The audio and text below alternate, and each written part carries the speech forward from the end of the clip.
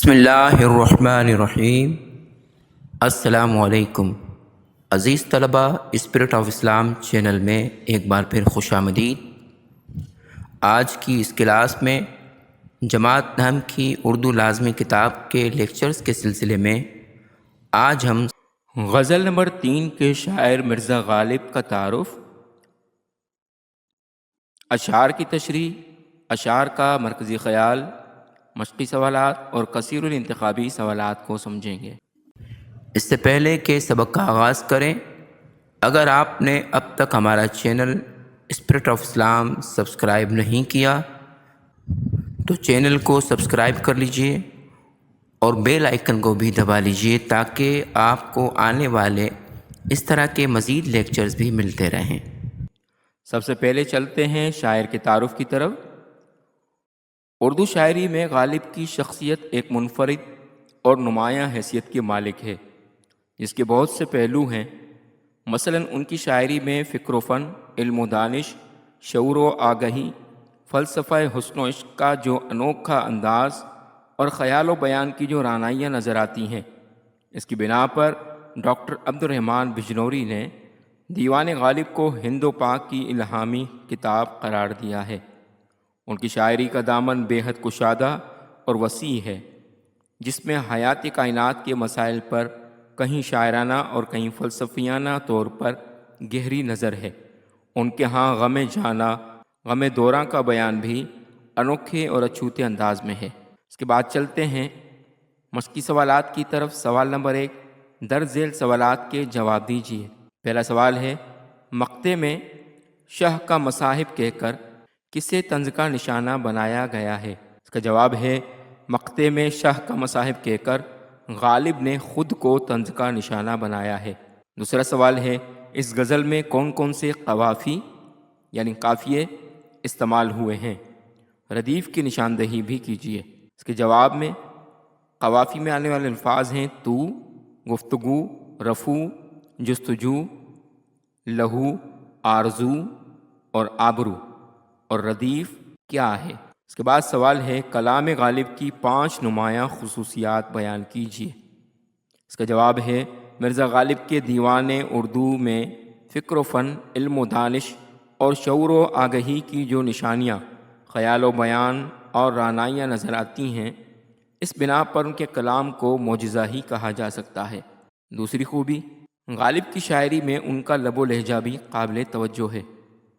تیسرے نمبر پہ، غالب کی شاعری میں طویل مضامین کو مختصر الفاظ میں بیان کرنا ان کی شاعری کا کمال ہے۔ اس کے بعد ہے، شاعرانہ مزاج کی عمدہ اور کامیاب مثالیں جو غالب کے اشعار میں ہیں وہ کسی اور کے ہاں نہیں ہیں۔ اس کے بعد اگلا سوال ہے، غزل کے پہلے اور چوتھے شعر کی وضاحت کیجیے۔ اس کا جواب ہے، مرزا اسداللہ خان غالب غزل کے پہلے شعر میں اپنے محبوب سے اس کی بے رخی کا تذکرہ کرتے ہوئے اس کے غیر مناسب رد عمل کی طرف اشارہ کر کے کہتے ہیں کہ میں جب بھی تمہارے پاس آتا ہوں اور اپنی محبت کا اظہار کرتا ہوں تو تم بڑی بے رخی سے غرور کے ساتھ مجھے یہی کہہ دیتے ہو کہ تمہاری اوقات کیا ہے جو تم مجھے اپنا محبوب بنانے کا سوچ رہے ہو۔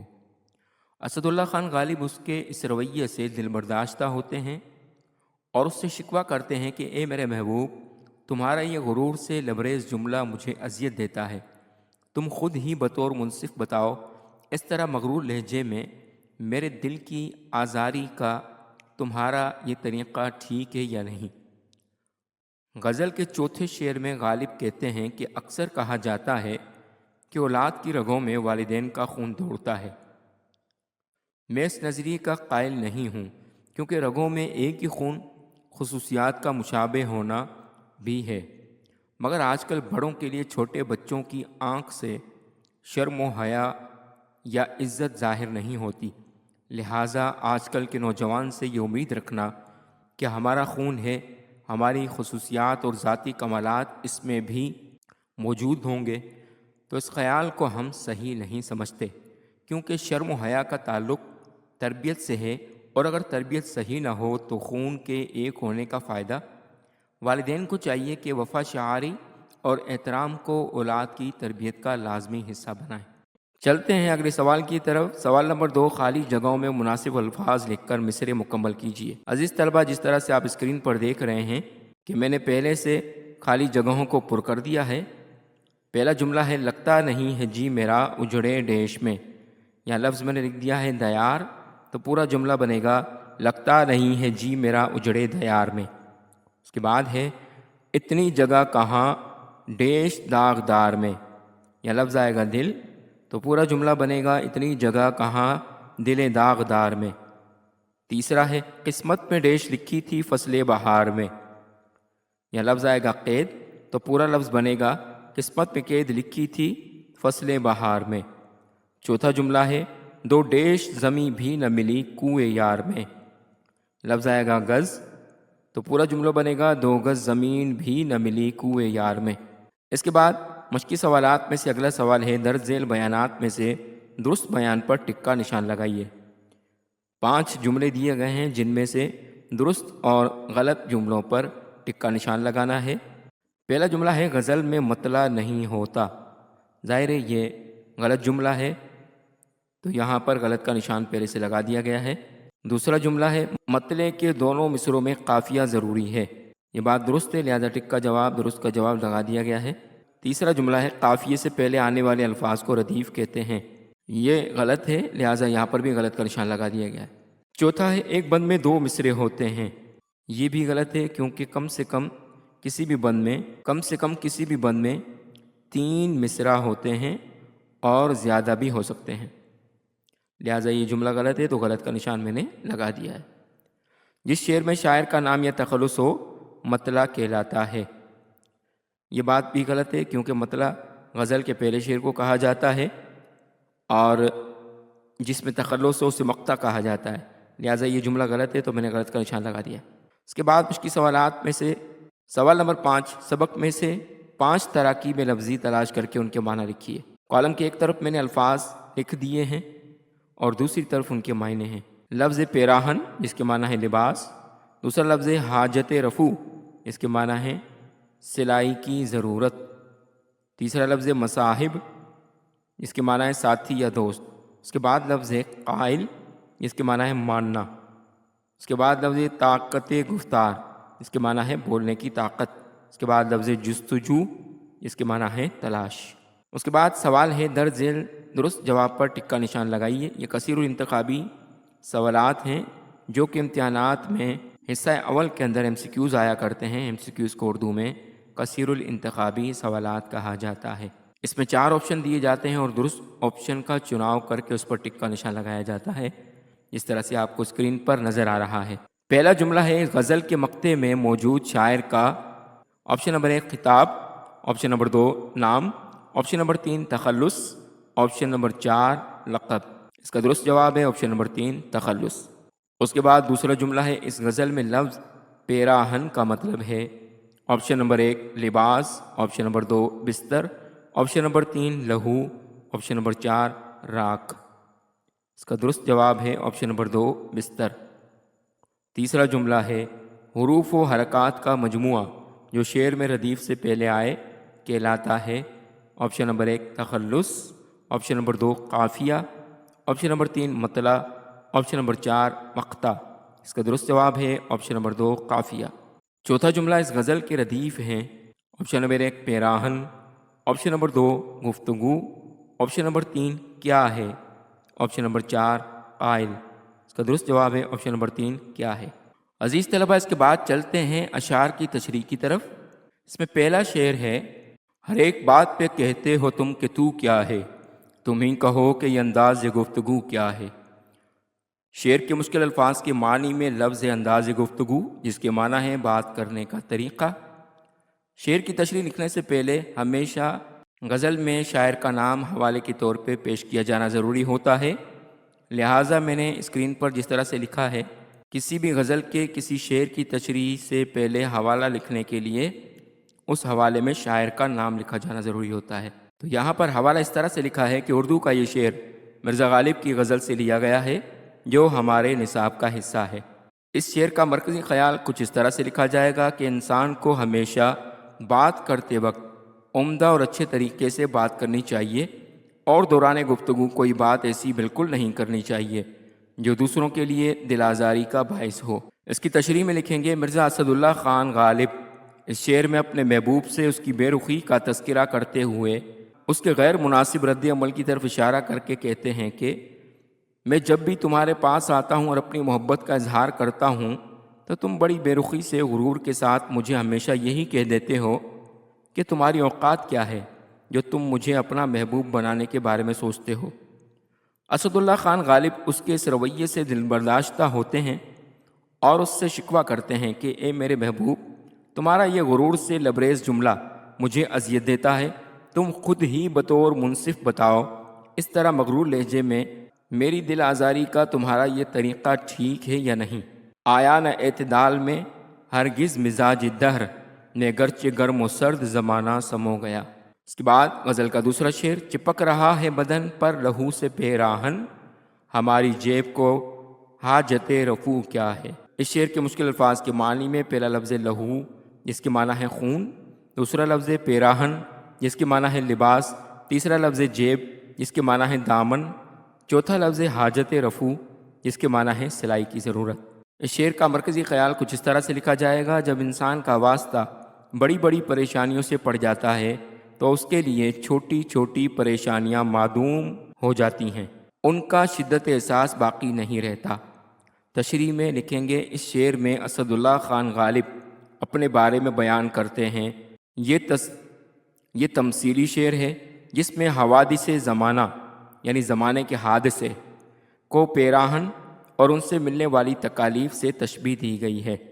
حوادث زمانہ میری ذات سے ایسے چمٹ گئے ہیں کہ جان چھوڑنے کا نام ہی نہیں لیتے، گویا کہ میرا لباس بن گئے ہیں اور ان کی لہو کا کردار ادا کرتے ہوئے اس پیراہن کو میرے جسم سے چمٹا دیا ہے۔ میں نے اتنی بڑی تکالیف کا سامنا کیا ہے، اب چھوٹی چھوٹی مصیبتیں اور پریشانیاں میرا کچھ نہیں بگاڑ پاتی۔ اب تو کوئی چھوٹی مصیبت یا پریشانی آ بھی جاتی ہے تو میں یہ سوچ کر اس کو زائل کرنے کی کوشش نہیں کرتا کہ اس کو ختم کرنے کی ضرورت ہی نہیں ہے، اب یہ مجھے کوئی نقصان یا تکلیف نہیں دے گی۔ اگلا شعر ہے، جلا ہے جسم جہاں دل بھی جل گیا ہوگا، کریدتے ہو جو اب راکھ جستجو کیا ہے۔ شعر کے مشکل الفاظ کے معنی میں پہلا لفظ ہے کریدنا جس کے معنی ہے بات سے بات پوچھنا یا پھر تلاش کرنا، دوسرا لفظ راکھ جس کے معنی ہے جلی ہوئی لکڑی کا پاؤڈر، تیسرا لفظ جستجو جس کے معنی ہے تلاش یا تجسس۔ اس شعر کے مرکزی خیال میں اس طرح سے لکھیں گے، ہمارے معاشرے میں موجود کچھ لوگوں کی عادت ہوتی ہے کہ پہلے جانی و مالی تکالیف پہنچاتے ہیں، پھر بظاہر محسن بن کر عیادت بھی کرنے آ جاتے ہیں، مگر یہ محض دکھاوا ہوتا ہے۔ در حقیقت وہ غم گسار بن کر اپنے دیے ہوئے زخموں کی نوعیت دیکھنے آتے ہیں۔ تشریح لکھی جائے گی، غالب اپنے شعر میں اپنے محبوب کے دوہرے کردار کو بیان کر رہے ہیں کہ میرے محبوب، تم نے اپنے کردار اور رویے سے جہاں میرے لیے ظاہری تکلیف کا سامنا کیا، وہیں میرا دل بھی تمہاری طرف سے بدظن ہو گیا ہے۔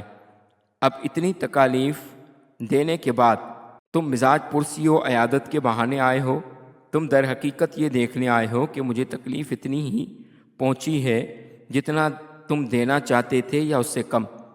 اس کے علاوہ اگر کوئی جستجو ہے تو بتاؤ کہ آخر تمہاری منشا کیا ہے، آخر اتنی چھان بین کیوں کرنا چاہتے ہو، تو اس کا سبب بھی بتا دو۔ غزل کا چوتھا شعر ہے، رگوں میں دوڑتے پھرنے کے ہم نہیں قائل، جب آنکھ ہی سے نہ ٹپکا تو پھر لہو کیا ہے۔ شعر کے مشکل الفاظ کے معنی میں پہلا لفظ رگوں اس کی معنی ہے نسیں یا خون کی نالیاں، دوسرا لفظ قائل جس کے معنی ہے ماننا یا تسلیم کرنا، تیسرا لفظ ٹپکا اس کے معنی ہے گرا۔ اس کے مرکزی خیال کی طرف چلتے ہیں، والدین کی ذمہ داری ہے کہ جہاں وہ اولاد کو دیگر سہولیات زندگی عمدگی سے مہیا کرتے ہیں، وہیں ان کو چاہیے کہ بچوں کی تربیت کا بھی خاص خیال رکھیں، ایسا نہ ہو بچوں کی نظر میں بڑوں کے لیے لحاظ مروت جاتا رہے۔ تشریح کچھ اس طرح سے لکھی جائے گی، غالب کو لوگ محض عشقیہ شاعری کا شاعر سمجھتے ہیں، حالانکہ ان کی شاعری فلسفہ، فکر معاش اور معاشرت جیسے موضوعات سے بھی منسلک تھی۔ یہ شعر ان کا معاشرت سے متعلق ہے جس میں انہوں نے معاشرت کے ایک اہم خیال کی دلیل کے ساتھ نفی کی ہے۔ ان کا کہنا ہے کہ اکثر کہا جاتا ہے کہ اولاد کی رگوں میں والدین کا خون دوڑتا ہے۔ میں اس نظریے کا قائل نہیں، کیونکہ رگوں میں ایک ہی خون خصوصیات کا مشابہ ہونا بھی ہے، مگر آج کل کے زمانے میں بڑوں کے لیے چھوٹے بچوں کی آنکھ سے شرم و حیا یا عزت ظاہر نہیں ہوتی، لہٰذا آج کل کے نوجوان سے یہ امید رکھنا کہ یہ ہمارا خون ہے، ہماری خصوصیات و ذاتی کمالات اس میں بھی موجود ہوں گے، تو اس خیال کو ہم صحیح نہیں سمجھتے، کیونکہ شرم و حیا کا تعلق تربیت سے ہے، اور اگر تربیت صحیح نہ ہو تو خون کے ایک ہونے کا فائدہ۔ والدین کو چاہیے کہ وفا شعاری اور احترام کو اولاد کی تربیت کا ایک لازمی حصہ بنائیں۔